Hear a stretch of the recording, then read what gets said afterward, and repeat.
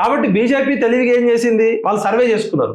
Survey చేసుకుంటే బీజేపీకి సొంతంగా 30-35 సీట్లలో బలమైన అభ్యర్థులు తప్ప గెలవడం పక్కకు పెట్టండి, 35 కన్నా ఎక్కువ సీట్లలో పోటీ చేసే అభ్యర్థులు లేరు. అంటే సొంతంగా బీజేపీ అధికారంలోకి వచ్చే పరిస్థితి లేదు.